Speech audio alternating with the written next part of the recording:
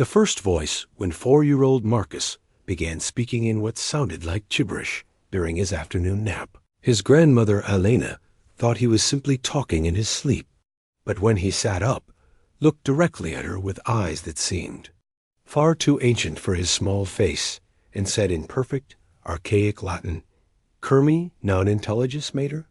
Why don't you understand me, mother?" Elena's blood turned to ice dot. She had studied classical languages in college 40 years ago. Enough to recognize the words that no 4-year-old should know. But what terrified her more than the impossible knowledge was the way Marcus had said mater, not with the pronunciation taught in modern classrooms, but with the guttural, authentic accent of someone who had learned it as their mother tongue. Marcus had been living with Elena for 6 months, ever since his parents died in the car accident that had also left him with a severe head injury. The doctors had warned that the trauma might cause behavioral changes, memory issues, even personality shifts, but they had never mentioned anything like this. "Marcus, sweetheart," Elena said carefully, kneeling beside his bed. "What did you just say?" Marcus blinked, confusion clouding his features. I don't know, Nana. I was dreaming about the big stone house with all the books." He rubbed his eyes with small fists. "There was a man there who looked like Papa, but older. He was teaching me to read the scrolls." Elena's heart hammered against her ribs. "What kind of scrolls, baby?" "The ones with the stories about the gods and the heroes. A man said I was getting very good at reading them."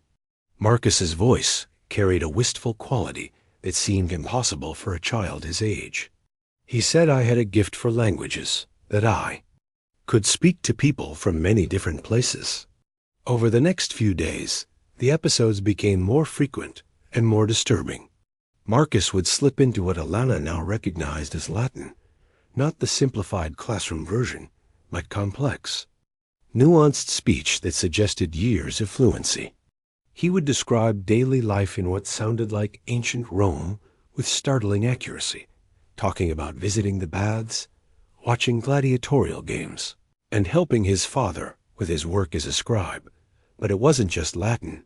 One morning, Elena found Marcus in the kitchen, carefully arranging his cereal in patterns while muttering under his breath in what sounded like an entirely different language.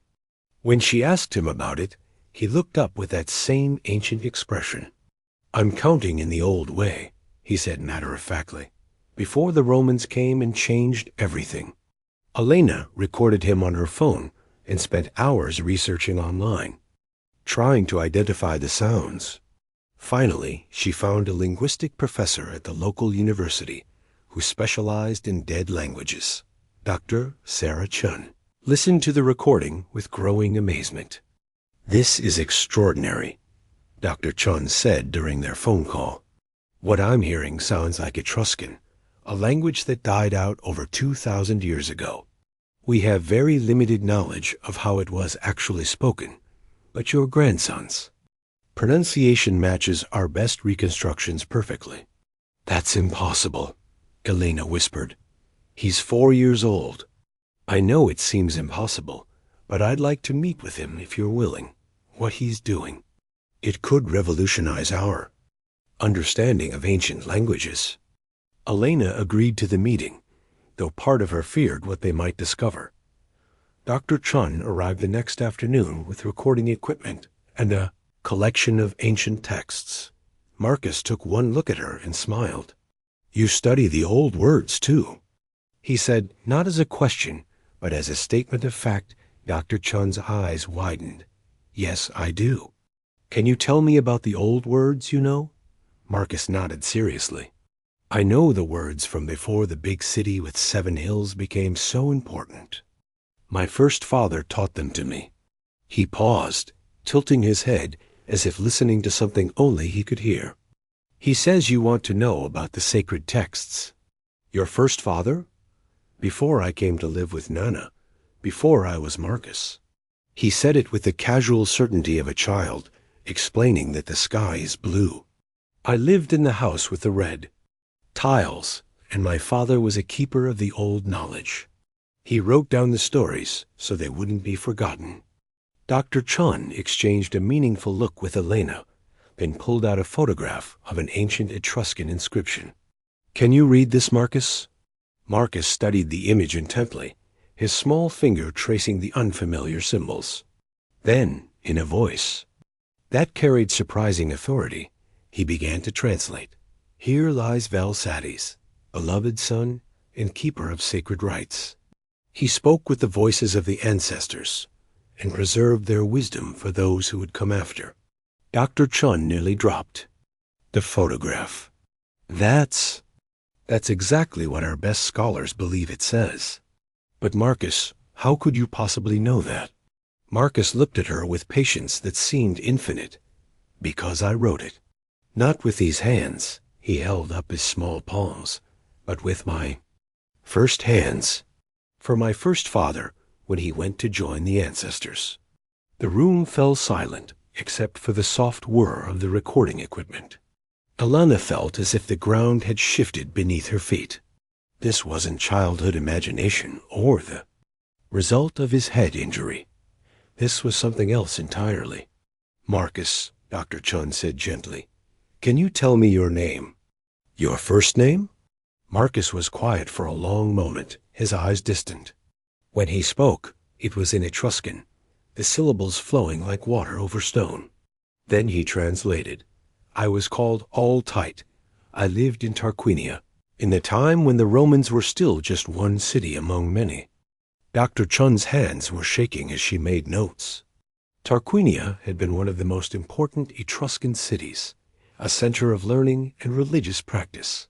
If Marcus was somehow accessing memories from that time and place. "All," she said, using the ancient name, "can you tell me about your life in Tarquinia?" Marcus's entire demeanor changed. His posture straightened, his expression became more serious, and when he spoke, it was with the measured cadence of someone accustomed to teaching. "I was born in the house of Tight Vel, a man learned in the sacred arts. From childhood, I showed aptitude for languages, not just our own tongue, but the speech of the Greeks who came to trade, the rough words of the northern tribes, even some of the Roman dialect that was beginning to spread." He paused, his young face creased with concentration. "My father recognized this gift and trained me to be a keeper of knowledge." "What kind of knowledge?" Elena asked, her voice barely a whisper. "The old stories, the proper ways to honor the gods, the rituals that kept our people connected to the ancestors." Marcus's eyes took on a faraway look. "But most importantly, the languages themselves. I could speak to anyone who came to our city, could read the inscriptions left by those who came before, could write down the words of the elders before they were lost forever."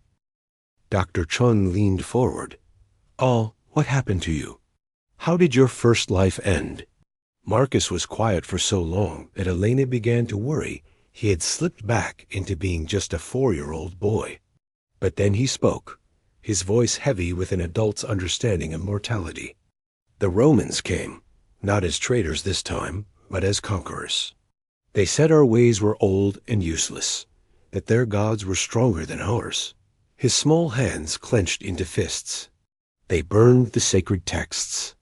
They forbade us to speak our own language in public places. They said we must become Ramang, or be nothing at all." Tears began to stream down his cheeks, not the quick, hot tears of a frustrated child, but the slow, steady weeping of someone mourning a profound loss. "I tried to save what I could. I hid scrolls in secret places, taught the young ones our language in whispers, wrote down everything I could remember of the old ways." His voice broke. "But I was just one person, and they were so many. I died knowing that most of our knowledge would die with me." Elena gathered Marcus into her arms, her own tears falling freely. Whether this was memory or imagination, the grief was real and devastating. "But you did save some of it," Dr. Chun said softly. "The inscriptions you wrote, the records you kept, they're how we know anything about Etruscan culture today. You succeeded more than you knew." Marcus looked up at her with hope flickering in his eyes. Really? The knowledge survived? Some of it, yes. And now, through you, we might be able to recover even more. Dr. Chun's voice was filled with wonder. Oh, would you be willing to help us understand your language better? To teach us the things that were lost? Over the following months, Marcus, or All, as he sometimes preferred to be called, worked with Dr. Chun and her team to reconstruct aspects of Etruscan language and culture that had been lost for millennia. His knowledge was vast and detailed, encompassing not just vocabulary and grammar, but cultural context, religious practices, and daily life in ways that no archaeological evidence could provide. But the sessions took their toll. Each time Marcus accessed these ancient memories, he seemed to drift further from his present-day life. He would spend hours staring out the window, speaking softly in Etruscan to invisible companions. He began refusing modern foods, asking instead for bread and wine, like Father used to make. He drew elaborate diagrams of Etruscan temples and tombs with architectural precision that amazed the scholars, but worried Elena deeply. The breaking point came on a rainy Tuesday evening. Elena found Marcus in his room, carefully packing his few belongings into a small bag. "Where are you going, sweetheart?" she asked. "Home," he said simply. "I've been away too long. Father will be worried." Elena's heart clenched. "Marcus, your father, he's not here anymore. Remember? You live with Nana now." Marcus looked at her with infinite sadness. "I know my first father is with the ancestors, but I can hear him calling me. He says it's time to come home, that I've done what I came back to do." That night, Elena sat by Marcus's bedside, watching him sleep fitfully. He mumbled constantly. In Etruscan, his small body tossing and turning as if he was fighting some internal battle. Around 3 a.m, he suddenly sat up, his eyes wide and frightened. "Nana!" he cried, and for the first time in weeks, he sounded like a normal 4-year-old boy. "I had a scary dream. There was a man who looked like me, but older, and he wanted me to come with him to a place with lots of stone buildings." Elena pulled him close, relief flooding through her. "It was just a dream, baby. You're safe here with me." "But Nana," Marcus said, his voice small and confused, "I can't remember how to speak the old words anymore. They're all gone." Elena's relief turned to concern. "What old words, sweetheart?" Marcus frowned, concentrating hard. There were words that felt like home. Important words. But now when I try to think of them, there's just quiet. Dr. Chun confirmed it the next day. Whatever had allowed Marcus to access those ancient memories seemed to have faded. He could no longer speak Etruscan, couldn't read the inscriptions, and showed no recognition of the historical details he had known so intimately just days before. "It's as if the connection has been severed," Dr. Chun explained to Elena. "But the knowledge he shared with us, it's invaluable. We've learned more about Etruscan language and culture in the past few months than we had in the previous 50 years. But why?" Elena asked. "Why did it happen at all? And why did it stop?" Dr. Chun was quiet for a long moment. "I have a theory, though you might find it difficult to accept. I think Marcus was chosen, by whom or what, I can't say, to be a bridge between past and present. The head injury might have made him more receptive somehow, opened pathways that are normally closed." She paused, choosing her words carefully. "I think All-Tight had unfinished business.